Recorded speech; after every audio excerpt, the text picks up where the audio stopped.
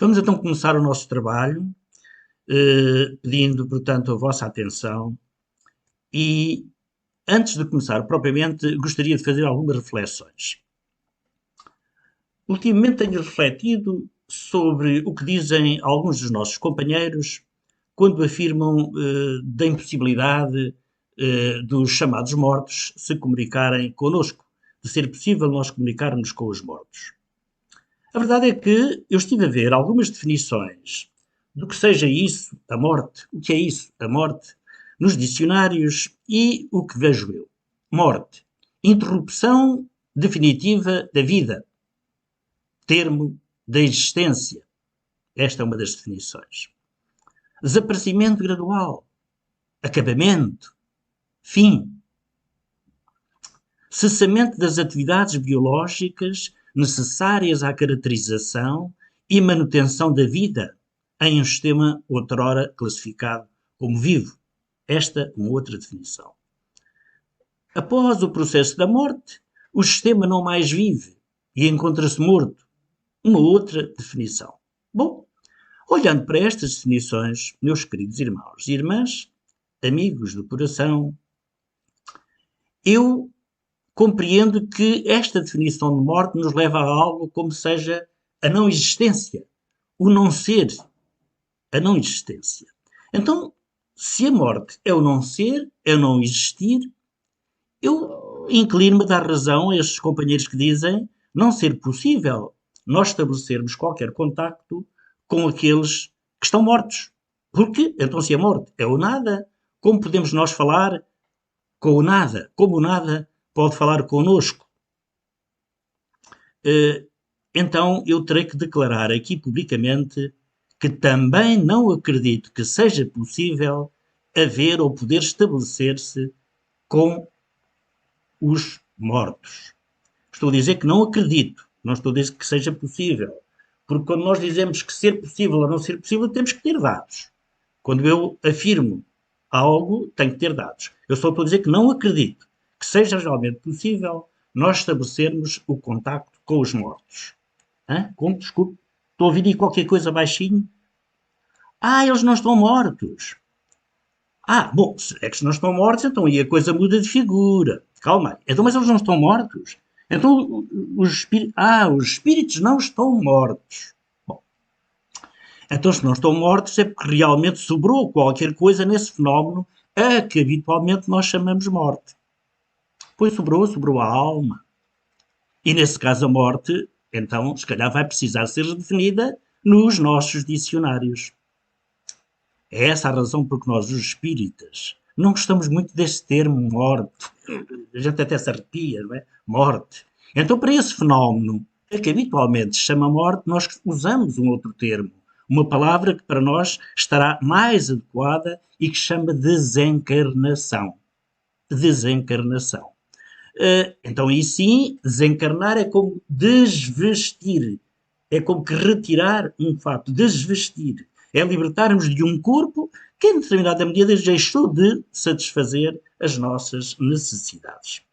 Ora bem, há cerca de 2400 anos, já Sócrates e Platão sabiam que corpo e alma são duas coisas distintas. São duas coisas distintas. É interessante analisar um célebre diálogo de Sócrates com um dos seus amigos, porventura seu discípulo, que se chamava Titeto.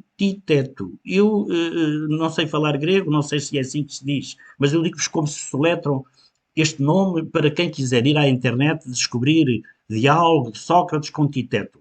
T-E, outra vez T-E-E-T-O. T-E-T-E-T-O. Titeto.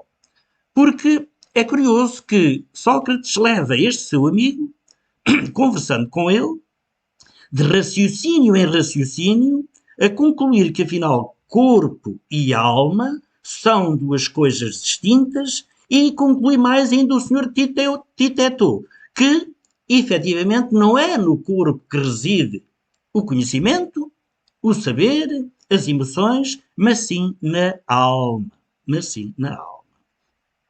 Ora, sendo o corpo, como sabemos, matéria, a matéria regressa. quando chega o seu tempo para cumprir uma das leis da natureza e lembremos-nos dessa afirmação extraordinária de Lavoisier, quando ele diz: em a natureza nada se cria, nada se perde, tudo se transforma.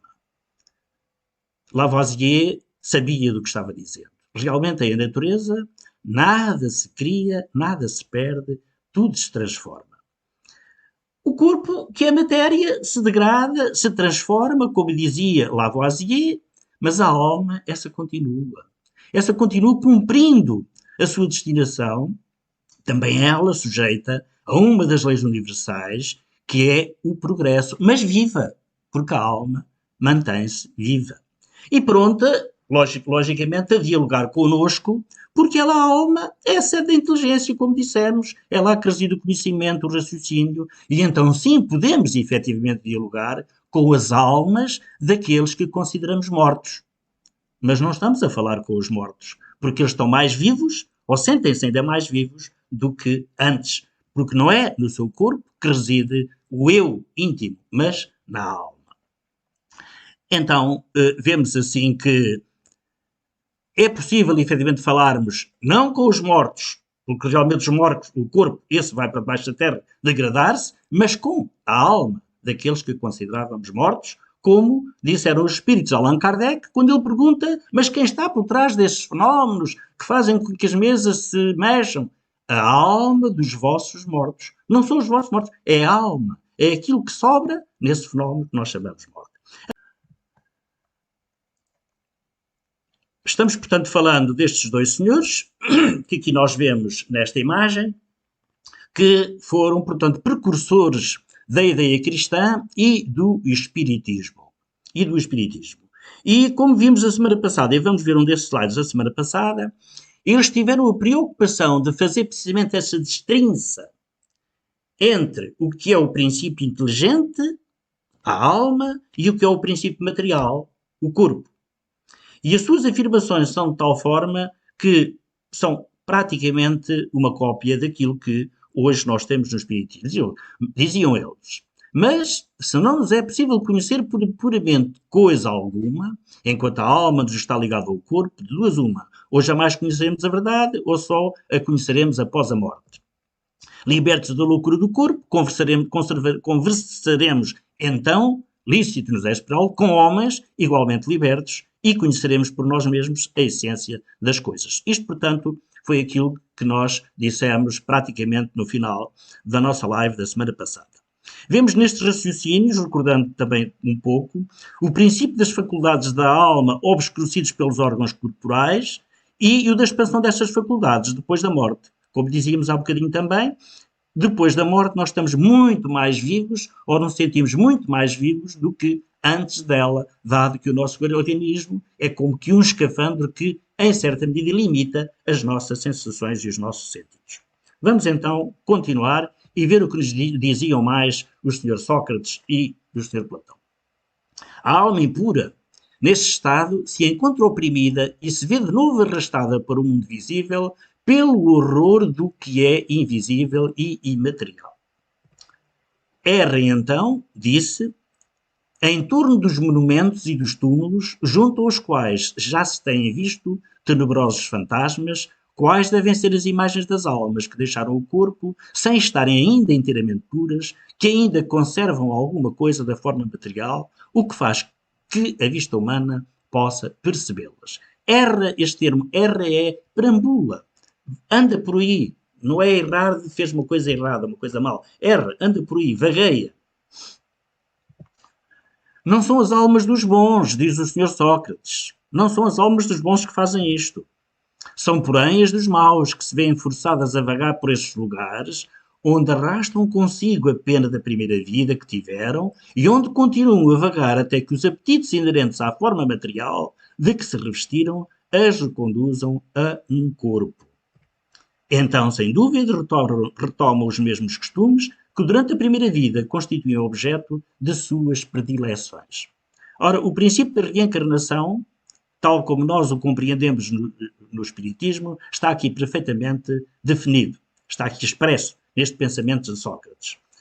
Mas não só, porque também o estado das almas que se mantém sob o jugo da matéria é descrito tal como o Espiritismo o mostra, nas evocações que habitualmente se fazem e que nós temos variadíssimas no livro O Céu e o Inferno, cuja leitura eu recomendo a todos. Só que, no que diz respeito àquilo que depois ele diz aqui assim, então, sem dúvida, retoma os mesmos costumes que durante a primeira vida constituíram objeto das suas predileções. Ora bem, o Espiritismo acresce que a alma com boas resoluções, aquela que já percebeu que realmente o caminho é o caminho do bem, vem com algumas virtudes já e, portanto, nem sempre toma as resoluções erradas, mas, havendo progresso, logicamente, ela enveredará por um caminho em que a existência presente vai ser melhor do que a existência passada, dado que haverá sempre um progresso espiritual.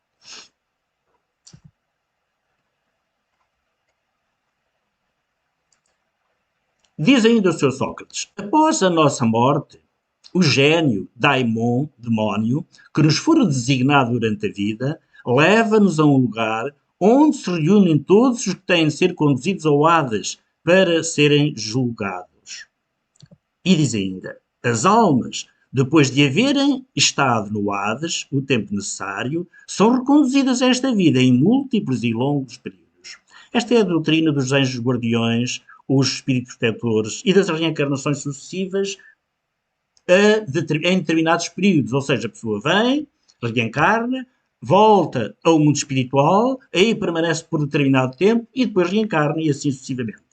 Quanto à palavra daimon, que foi depois transferido, ou digamos que passou a ter uma designação em que hoje se considera que é algo de mau, esta palavra daimon na antiguidade não tinha esse sentido de algo de mau, de algo de medonho, de algo relacionado com, enfim, com o demónio. Os demónios naquela altura podiam ser inclusive espíritos superiores. Os espíritos todos eram demónios, se fossem superiores ou fossem inferiores, eles se chamavam os daimons, se chamavam, portanto, demónios. E eram eles que habitualmente se comunicavam com os homens. Diz ainda o Sr. Sócrates, os demónios ocupam o espaço que separa o céu da terra, constituem o laço que une o grande todo a si mesmo. Não entrando nunca a divindade em comunicação direta com o homem, é por intermédio dos demónios que os deuses entram em comércio e se entretêm com ele, quer durante a vigília, quer durante o sono. Ora, também o Espiritismo diz que os espíritos povoam os espaços, que Deus só se comunica com os homens por intermédio dos espíritos, mas dos espíritos puros, que são os incumbidos de lhe transmitir as vontades. Que os espíritos se comunicam com eles durante a vigília e durante o sono. O Espiritismo explica também isto. Ora bem, substituamos a palavra demónio pela palavra anjo e teremos aí aquilo que nos ensina a doutrina cristã. Se substituirmos essa palavra demónio por espírito, temos aquilo que a doutrina espírita nos ensina. Portanto, os ensinos são semelhantes, o princípio é o mesmo, apenas as palavras diferem. Agora, recordemos aqui uma coisa. Qual seria a preocupação principal de Sócrates e Platão? Pois é, era advertir que precisamos tomar o maior cuidado com o que fazemos, mais com vistas à vida futura do que propriamente com esta vida, que não dura mais que um instante. E isto é perfeitamente racional, desde que considerarmos que a alma é imortal, não será prudente visarmos aquilo que poderá vir-nos a acontecer no futuro? Ora bem, quer o cristianismo, quer o espiritismo ensinam a mesma coisa. Já Jesus, como sabemos, alertava continuamente para a necessidade de viver a vida. Sim, mas com vistas àquilo que precisamos construir como futuro. Com vistas ao futuro. Sendo a vida material e efêmera, precisamos, como é lógico, viver a vida, mas sempre com esse princípio. Viver sim, mas não abusar, pensando que tudo aquilo que fizermos poderá refletir-se no futuro. Como todos os nossos atos, já o sabemos, estão sendo policiados por um fiscal infalível, que é a lei de causa e efeito, precisamos sim ter cuidado com a sementeira que fazemos, dado que tudo nos é lícito, é verdade, E, portanto, podemos fazer o que entendermos, porém nem tudo nos convém. E a sementeira, como já sabemos também, sim, nós podemos fazer a sementeira. Porém, podemos fazê-la ou não fazer. Já o resultado da sementeira vem sempre ter connosco, ou seja, vamos ter que colher sempre os frutos da sementeira que fizermos. Continuando. Diz ainda o Sr. Sócrates, se a alma é imaterial, tem de passar após esta vida a um mundo igualmente invisível e imaterial, do mesmo modo que o corpo, decompondo-se, volta à matéria. Portanto, aqui a distinção clara. A alma vai, se é imaterial, vai para um mundo que é invisível, o corpo segue o seu destino e regressa à matéria. Muito importa, no entanto, diz ele, distinguir bem a alma pura, verdadeiramente imaterial, que se alimenta como Deus de ciência e pensamentos, da alma daqueles em que é mais ou menos maculada de impurezas materiais que a impedem de elevar-se para o divino e a retêm nos lugares da sua estada na terra. Ora bem, Sócrates e Platão, como se vê, compreendiam perfeitamente os diferentes graus de desmaterialização da alma. Insistem na diversidade de situações que resulta para elas da sua maior ou menor pureza. O que eles diziam por intuição, o Espiritismo nos esclarece e está, portanto, espalhado por todas as obras, e temos também imensos exemplos disso neste livro que referi há bocadinho, o livro O Céu e o Inferno. Se a morte fosse a dissolução completa do homem, dizem ainda os senhores Platão e Sócrates, muito ganhariam com a morte dos maus, pois se veriam livres ao mesmo tempo do corpo, da alma e dos vícios. Era uma maravilha. Pois é. Aquilo que guarnecer a alma, não de ornatos estranhos, mas com os que lhe são próprios, só esse poderá aguardar tranquilamente a hora da sua partida para o outro mundo. Ora bem, equivale isto dizer que o materialismo, com o proclamar o nada para depois da morte, anula ou anularia toda a responsabilidade moral. Portanto, deixaria de haver responsabilidade moral. E então, até seria um incentivo para se fazer o mal. Quem gosta de fazer o mal, pois não vai ter consequências, nem depois da morte. Maravilha, vamos fazer o mal. Enfim, parece que o mal, então, teria sempre a ganhar. E isso, logicamente, não pode ser. E Sócrates alerta também para uma coisa. Somente o homem que se despojou dos vícios, e portanto, enriqueceu de virtudes, pode esperar com tranquilidade o despertar na outra vida.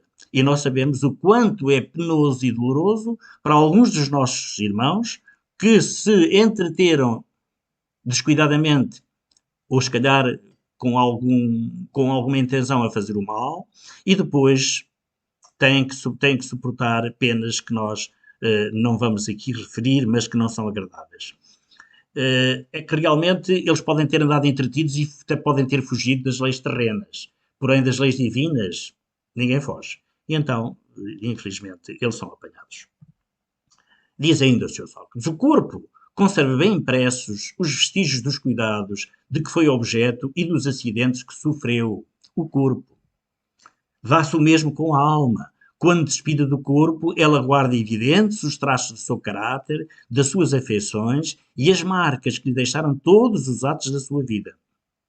Depara-se-nos aqui, também, outro ponto capital confirmado hoje pela experiência, o de que a alma, não depurada, conserva as ideias, as tendências, o caráter e as paixões que teve na Terra, e essa é também uma das razões das obsessões. Nós ainda não falámos aqui verdadeiramente delas, havemos de falar no decorrer das nossas lições, do estudo que vamos fazendo, mas as obsessões são uma das razões de que as pessoas depois de desencarnarem, portanto a alma que sobra do corpo, mantém as tendências negativas, os vícios que tinha e procura de alguma forma ressarcir, portanto, satisfazer as necessidades destes vícios. E então, como nos é ensinado, nós somos influenciados continuamente pelos espíritos, sendo que se as nossas intenções forem propensas para o bem, aí também os espíritos bons estarão junto a nós, auxiliando-nos e a incentivar-nos a fazer o bem, mas por sua vez, se nós somos frágeis, débeis, descuidados, também aí seremos influenciados para o mal e os espíritos menos evoluídos procurarão obter a partir de nós aquilo que é a fonte das suas necessidades. E daí as obsessões. Isto será esclarecido melhor noutra altura. Assim, a maior desgraça, diz Sócrates, que pode acontecer ao homem é ir para outro mundo com a alma carregada de crimes. Esta é a sua maior desgraça. Ir para outro mundo com a alma carregada de crimes, e quem fala em crimes fala em vícios. Em vícios. Então, de duas uma, ou a morte é uma desnutrição absoluta, ou é a passagem da alma para outro lugar, diz Sócrates. Se tudo tem de extinguir-se, a morte será como uma dessas raras noites que passamos sem sonho e sem nenhuma consciência de nós mesmos. Ou seja, adormecemos, pronto, não tivemos sonhos e nunca mais acordámos e tudo se acabou.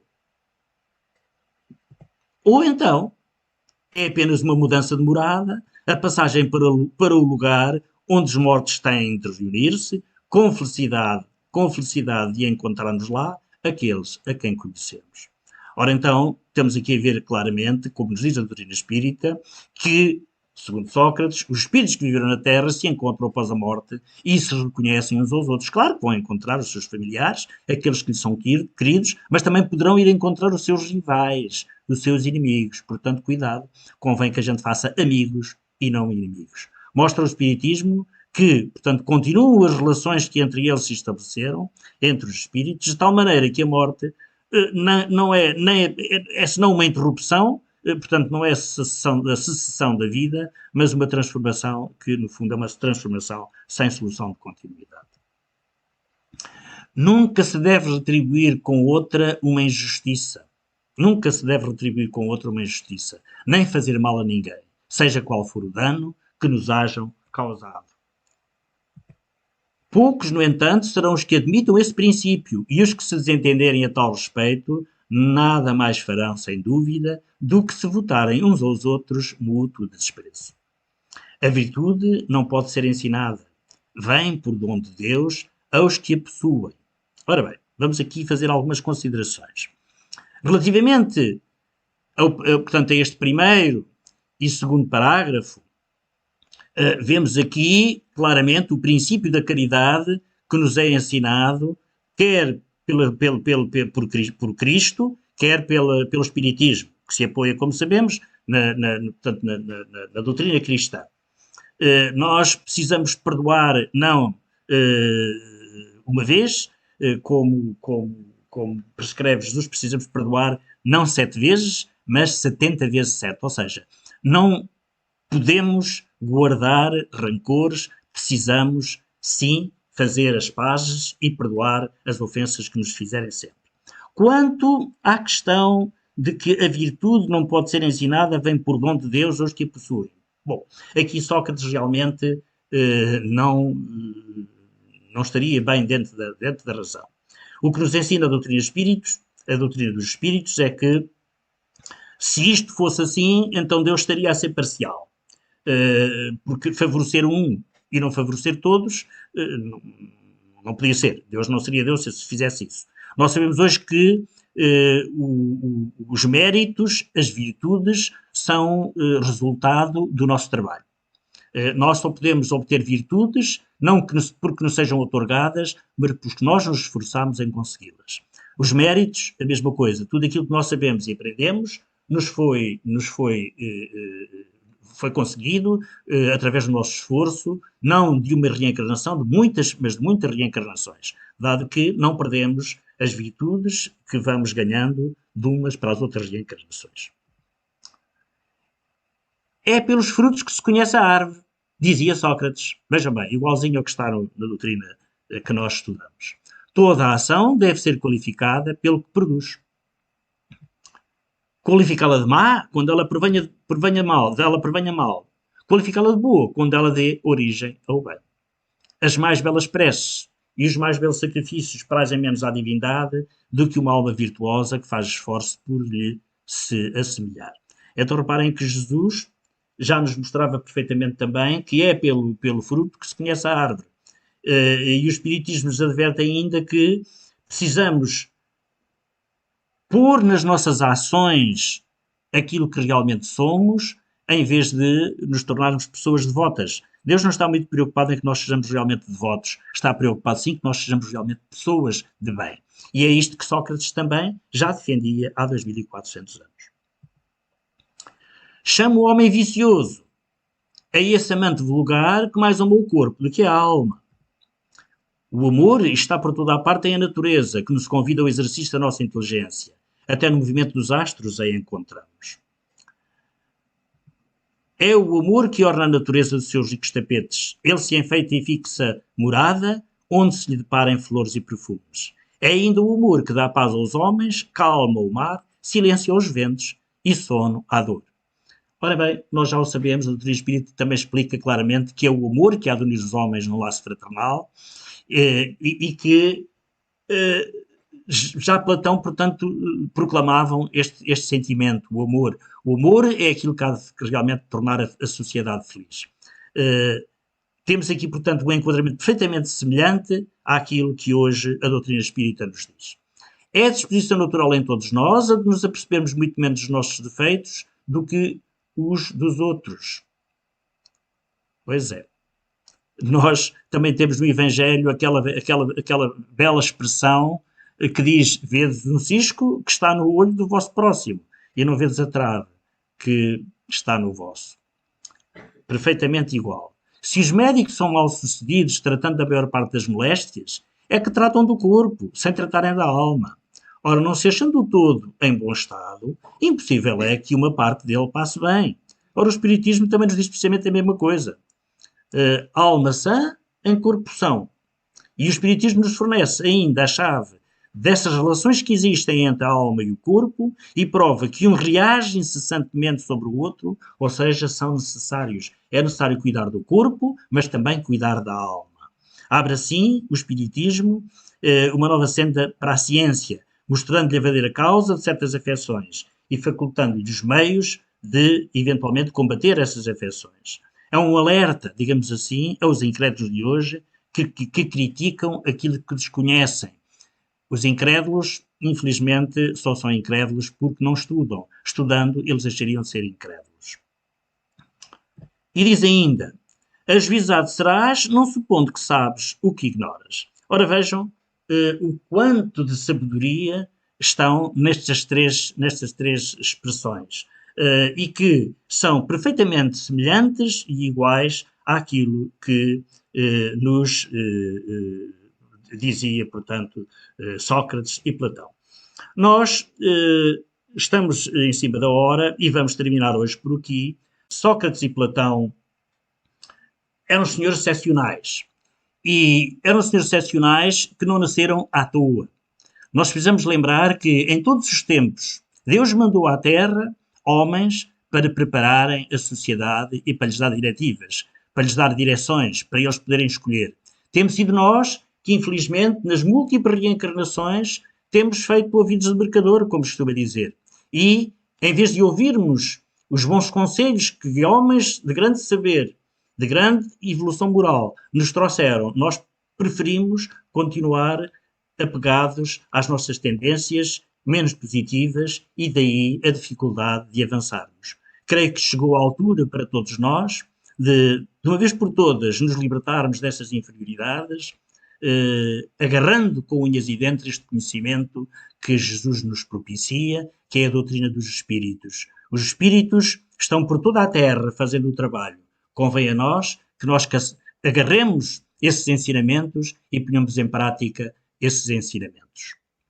Vamos terminar fazendo aquilo que habitualmente fazemos, pedir para vocês porem som nos vossos microfones e fazer-lhes as vossas perguntas e respostas para depois fazermos as nossas orações finais.